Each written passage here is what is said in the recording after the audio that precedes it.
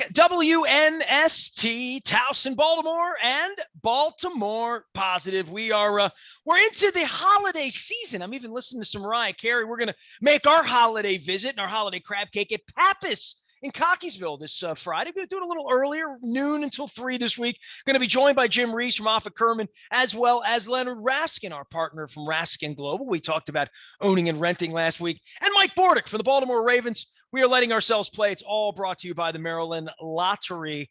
Luke Jones joins us now. We're going to continue our conversations about Lamar and turnovers and defense and playing defense and division football and how good the Bengals are and how bad the Steelers are. Luke, right before we came on, I adjusted my Facebook cover photo of that picture of me in the purple pimp hat walking into the upper deck with the Levon Kirkland, jerseys and whatnot, the Kevin Greens and all that up in the upper deck from 20 years ago.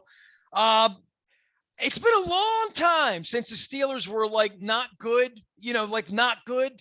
I think they're not good right now. If they had to play the way they're playing right now, they might be a 4-12er. Or excuse me, a 5-12er or a 4-13er. I gotta adjust all that for the newfangled math. Right. Oh, of course. Yeah. The 17 game, that just feels weird, right? I mean, you're still looking at that. I mean, I know they're playing 17 games, but thinking about the schedule in that context, but yeah, I mean, you look at where Pittsburgh is, and when the fact that they lost on Sunday wasn't surprising. I mean, the game was in Cincinnati, certainly not a shock there, but to just be completely pummeled in a game that they really needed to win, right? I mean, if you're talking in the context of staying in the division race, now we can talk about the AFC and how muddy the waters are there when you get beyond the top 2 or 3. I mean, heck, the teams at the top, we're talking about the Ravens, how good they are. So, you start getting into those teams that are in that, 7 through 12 spots in the AFC. I mean, who knows right now, but they needed to win that game in terms of talking about the AFC North, and they were awful. So that said, I don't expect the Ravens to just show up and think that they're just going to win by 4 touchdowns either. I think you're going to get the absolute best from a Mike Tomlin team. At the same time, even when they were winning games and had their winning streak to overcome that rough start to the season, you still looked at it and thought, this doesn't look very good. This doesn't look very convincing. Not sure that this is a case where they're having a breakthrough, that they're having some kind of epiphany, that they're going to go on this magical run, this big run. We've talked about Ben Roethlisberger a lot the last couple of years. He does not look like a guy who can consistently push the ball down the field, which certainly plays into the Ravens' hands. With the Ravens, the big knock on them is what? They give up big plays. So that's good to see. And then, they've had injuries on defense, but even with their defense getting healthy, they've struggled to stop the run. And Bengals, I know there were some turnovers in that game as well, but give up 41 points. That's just so far below the bar in Pittsburgh, in Baltimore, any contender. So it really is going to be a great opportunity for the Ravens to go on the road, knowing that they have a return bout with the Browns in Cleveland the following week, and knowing the Browns are going to be coming off their bye. So that's not something to take for granted. But this is a great opportunity for the Ravens. And if there wasn't desperation last week or this past Sunday, the Steelers will certainly be feeling it. The problem is, and the question is from their perspective, are they good enough? Can they be good enough at this point? And it's really not looking that way when you consider they barely beat the Bears on Monday Night Football, though. You can say the same about the Ravens last week, although it was Tyler Huntley. They tie the Lions. They're the only team that's played the Lions that hasn't beaten them this year. So they're a mess. But at the same time, and there are degrees to this, there remain questions about every team in this conference right now, and that's what makes it so crazy. We've barely spent any time in our conversations breaking down this win for the Ravens, really focusing in on the point that they're currently the top seed in the AFC. They don't really feel like it. And you look at the point differential and you look at how the offense has really been in a funk for several weeks now. And you look at the defense that was fantastic on Sunday night, but has had its share of low moments. And it doesn't feel like a number 1 seed kind of team, but they're 8-3. And mathematically speaking, every time they win one of these games, as unimpressive as it might be, they're just putting themselves in better and better position. And in a way, it reminds me of where Pittsburgh was when they were 11-0 last year. Now, I am not suggesting the Ravens are going to fall apart, but what that did for Pittsburgh at that point in time was what? They collapsed down the stretch, but they had banked so many wins. They still won the division. They still made the playoffs. So what the Ravens are doing now, ugly as it might be at times, they provided themselves some cushion. Not that they can let the foot off the gas because the Bengals are right on their heels, but you do look at them at 8-3, and you see how the rest of this conference looks right now, where the Chargers 6-5, Raiders 6-5, Denver 6-5, Indianapolis, who had been really impressive in recent weeks, turn the ball over and lose to the Buccaneers. They're 6-6. Pittsburgh 5-1, Cleveland 6-6. Oh, by the way, the Miami Dolphins, who that loss looked so embarrassing a couple weeks ago, they're 5-7 now. So you just have this massive, this collection of dented cans, as I referred to it a few weeks ago, in this AFC, where you feel like all those teams I just mentioned might be capable of beating anyone in that group, but they're also very capable of losing to anyone. And we've seen that with some of the games the Jets and the Texans have even won this year. The few games they've won have come against some quality opponents. So it really is wild, and we can talk about New England. We can talk about the Chiefs coming off of their bye week, and they've been looking more Chiefs-like, for lack of a better description. But the Ravens are 8-3, and they have nothing to apologize about, even if it doesn't look all that pretty in terms of margin of victory and point differential and DVOA and all these different metrics you can look at. Guys like me look at and say, they might not be as good as their record indicates, but ultimately that doesn't matter. And it's about, as John Harbaugh said, continuing to chase perfection, chase improvement. But if you're doing that and you're winning football games in the process, boy, you're putting yourself in position that you could put yourself, right there to make a run, especially if you can come away with that first round bye, which we know there's only one now in the AFC. Luke Jones joins us now. Of course, all of our coverage brought to you by Royal Farms, real fresh, real fast. And Justin Tucker came out real fast, kicked a couple field goals. We feel good about ourselves at 8-3. I want to go back to the Bengals because, we're kicking the Steelers around, and I guess we're kicking the Ravens around after losing to the Bengals and saying, well, how good can you be if you lose to the Bengals? I'm not ready to anoint them, but I'm ready to start the clock on they're the second best team in the division, having seen the Browns now, and the Steelers will have their chance to appoint themselves this Sunday afternoon. We'll be there for that up in Pittsburgh. But the Bengals are strangely in this, and much more so than any of those other 6-5 dented cans you started talking about. I think the Bengals are on the track now to be a playoff team.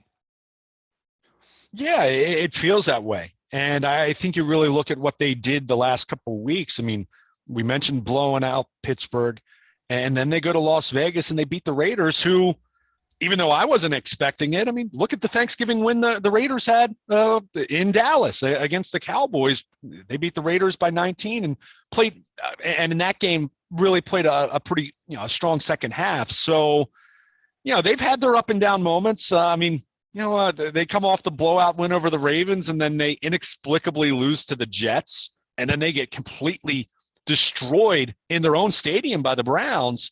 And you're saying, all right, same old Bengals. This team's too young. They're not ready to handle success. And look, I was saying those things, so I'm not saying that anyone was wrong in thinking that way. But they've come back, and they've won 2 games now, back-to-back games by multiple scores. And as much as we've talked about the Ravens, their inability to feel like they can blow anyone out at this point, I guess other than the Chargers. But you give them a lot of credit. And you look at the division right now. I mean, they already have a game in hand against the Ravens head-to-head, so they're on their way. And of course, they'll have the return bout, and we'll see what happens there. But you look at their point differential, plus 83. I believe that's third best in the AFC behind New England and Buffalo. If you're trying to determine not just a good team, but how good a team might be, not point differential is not everything, but it's something that matters. I mean, the Ravens 2 years ago had the best point differential since the '07 Patriots, who were undefeated in the regular season. So it does speak to some semblance of quality and your ability to blow out some teams and to try to avoid being blown out yourself. I think they're absolutely a threat. Now, that said, I'll certainly trust John Harbaugh and the Ravens coaching staff over Zach Taylor and the Bengals coaching staff right now. I certainly have more trust in Lamar Jackson than Joe Burrow, although Joe Burrow is doing really impressive things in his second year.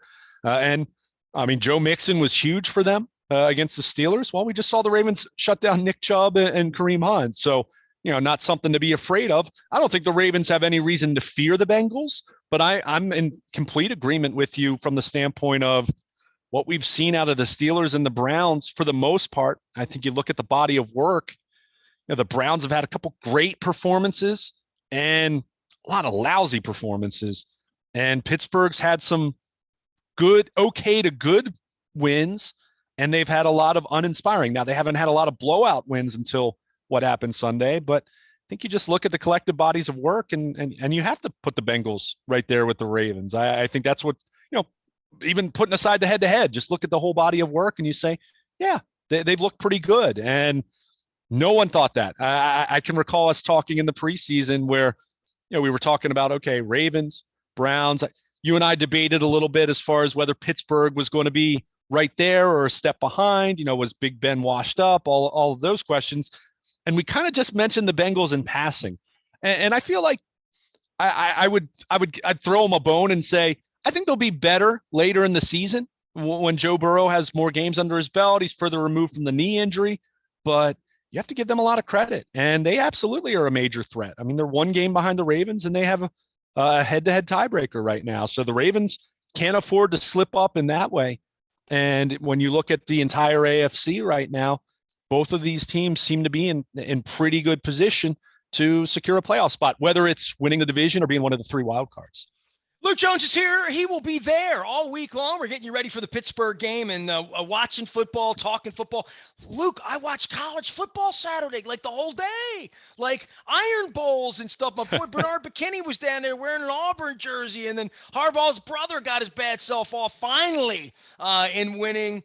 We'll circle back on this Ravens Sunday night game and the performance and all that, but I start to wonder what the upside of the offense is. Like, we could pick on Lamar about going in the phone booth, and that feels sort of like all he has. And I'm not picking on Freeman or Murray or Bell's not even here anymore, or whatever a milk carton the next running back's going to come off of. But as this thing is put together right now, Zeitler, Villanueva getting pushed around from time to time. Certainly Myles Garrett at various points was the best player on the field running around, and you sort of knew that. Although Tyus Bowser's pretty good too, and Patrick Queen played well. I mean, the defensive efforts on both sides were, in that kind of a game, you notice the defensive players, but I'm trying to notice the offensive players, right?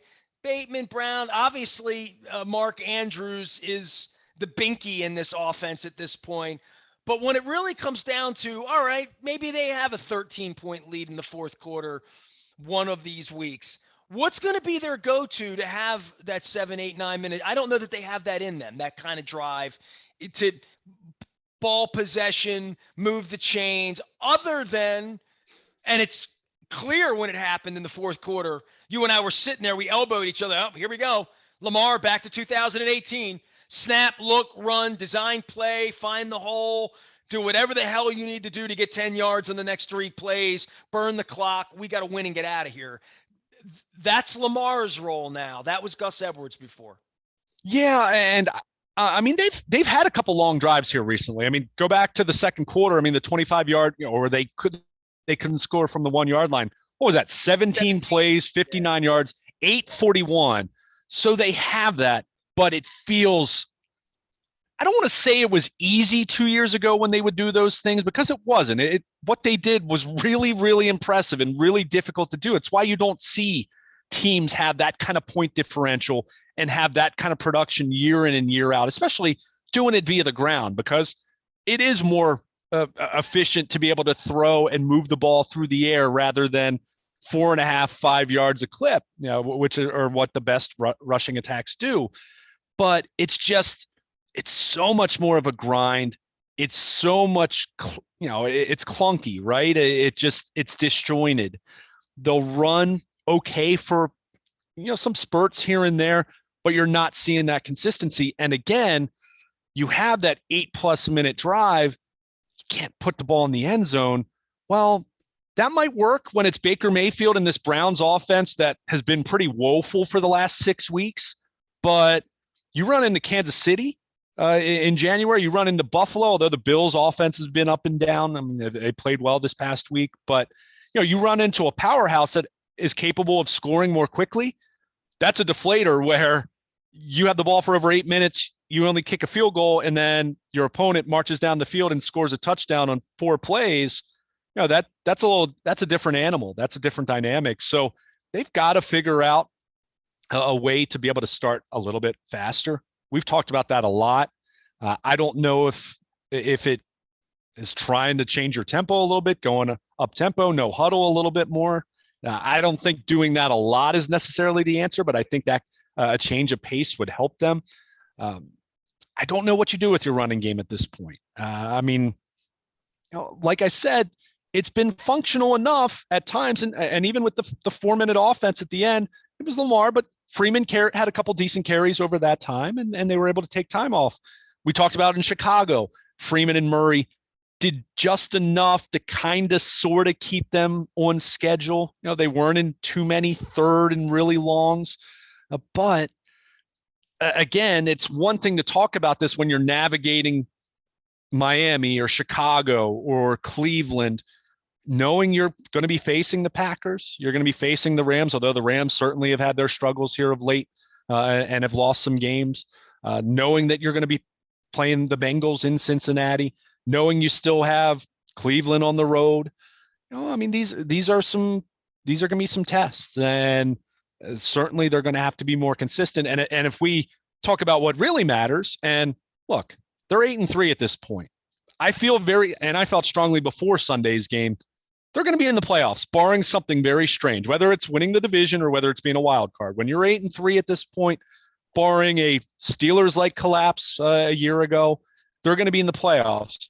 But when we're talking about getting into the playoffs and making the kind of run that you hope to make after the last couple of years and coming up short, they've got to find a way to be more consistent in that way. And you look at their offense right now, since that Chargers game, which we thought, okay, this is the start of them getting on a roll, felt 2019 like, beat a good team by 4 touchdowns. Since then, they've scored 17 points against Cincinnati, 34 against Minnesota. Okay, check the box there, although they started slow in that game and they were trailing in that one. 10 against Miami, 16 against the Bears. All right, no Lamar Jackson, fine. Well, they only scored 16 with Lamar Jackson against the Browns on Sunday night. So, I don't need to tell you, when you're scoring fewer than 20 points that many times, your offense needs to pick it up. So it was great that the defense played the way they did, and give them credit. I mean, especially stopping the run, they were phenomenal. And that was so critical because Cleveland is a team like the Ravens where their passing game is the ground game's the foundation for their passing game. So they did a great job there, but got to figure out a way to start faster in these games, and you got to figure out a way to score more touchdowns. It's great to have Justin Tucker kick 52-yard and 49-yard field goals, but you want to score touchdowns, and especially you don't want Justin Tucker kicking a 25-yard field goal. So it's something that they continue to chase, but given the state of the offensive line, given the state of running back, you do wonder. I guess the saving grace, the hope is that you saw what they could do via the passing game earlier this season. And hey, Lamar Jackson showed that he's capable of that in terms of not just doing what he did 2 years ago, which was lead the league in touchdown passes, but push the ball down the field more. And, but you need to have pass protection for that. And you probably need to have that be a little more based out of play action. But if you're not that you need to establish the run to use play action, but if you want to really make this a complete offense, you want those things to be in concert. You don't want it to be where a team isn't feeling quite as urgent to stack the box against the Ravens running game. And, we've seen teams blitz. We've seen teams do different things against them from a coverage standpoint that they've had some success against. So it's really a matter of, they've got to pick it up. As great as it has been to see the defense, make some improvement and clean up the tackling and do what they did on Sunday night. You need your offense. I mean, we know it. The offense is what drives the league in this day and age. We saw it 2 years ago with what the Ravens were able to do with just a record-breaking season. They're not going to be that, but they need more than what they've been getting offensively. And Greg Roman and Lamar Jackson would be the first people to tell you that. Certainly doesn't felt like they've had a lot of home cooking, but they're about to go on a road here. This is dog days here.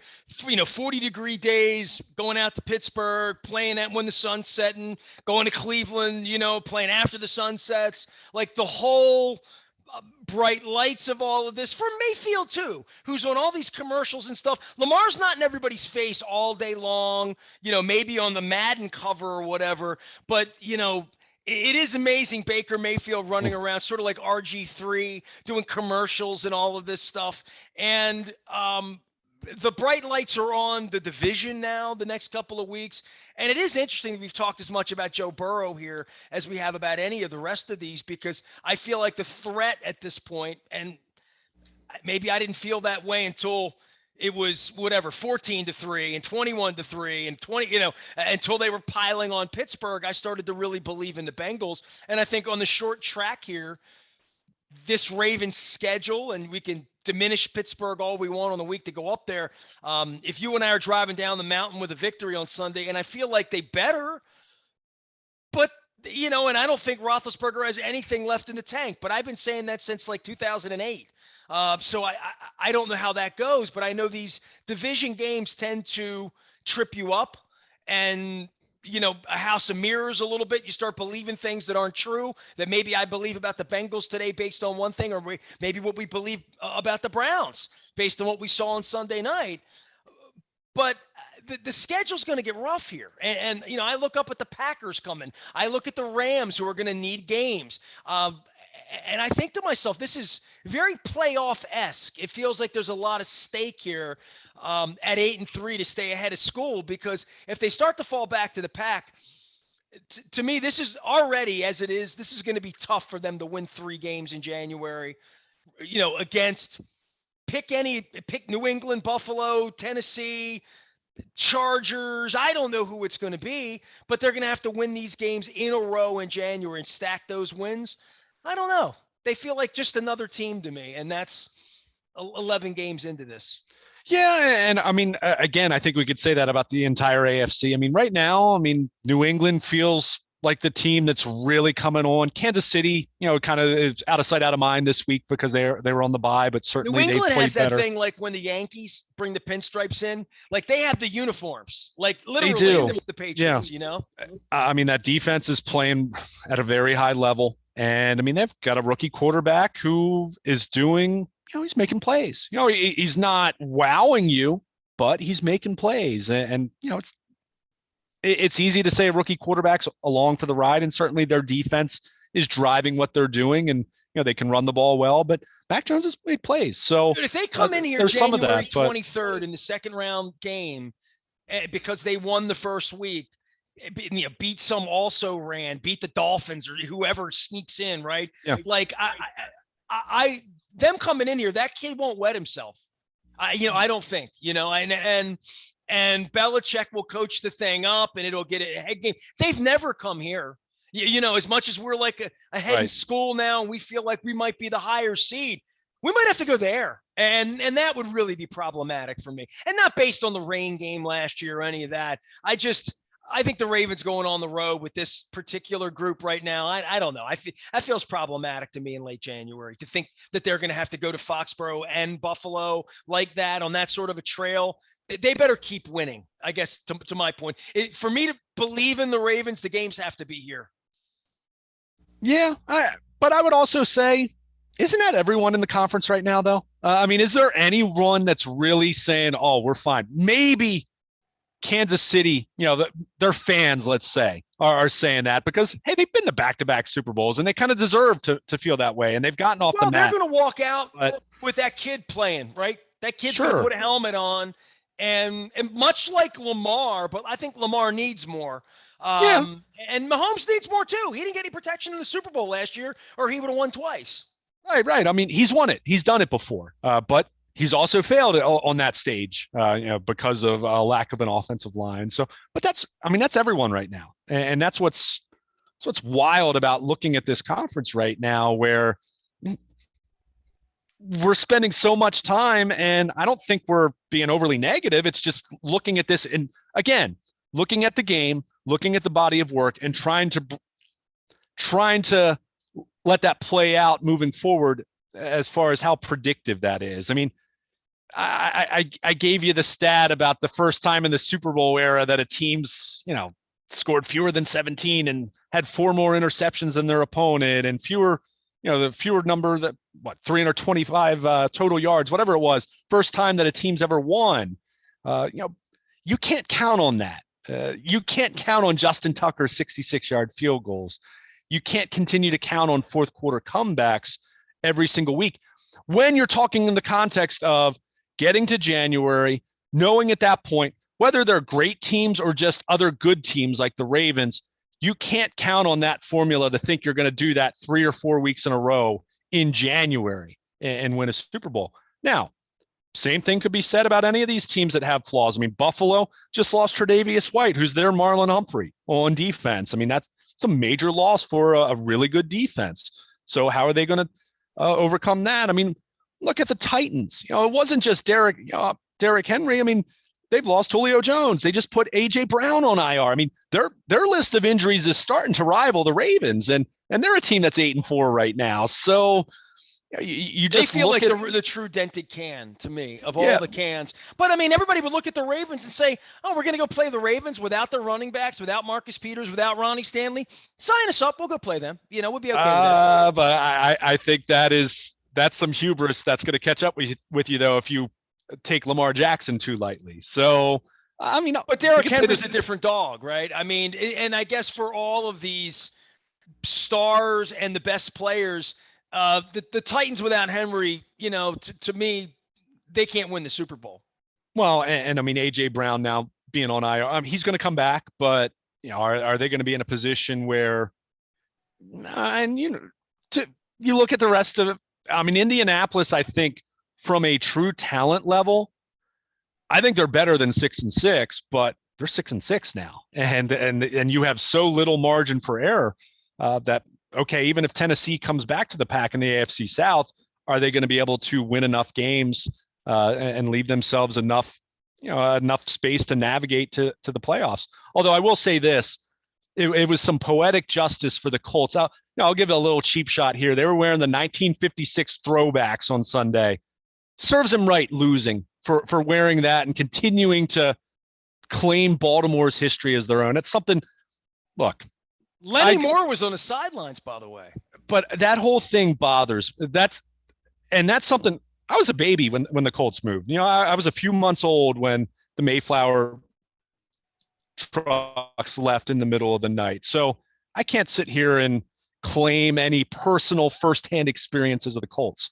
But that's something that all these years later, especially for a franchise that has won a Super Bowl in Indianapolis, has been to another one, can claim one of the greatest quarterbacks of all time in Peyton Manning, can claim Hall of Famers like Marvin Harrison and Edge James and other great players, Dwight Freeney, go down the list of what's become a really nice tradition of their own, that they continue to claim Baltimore's history and still prance around with that.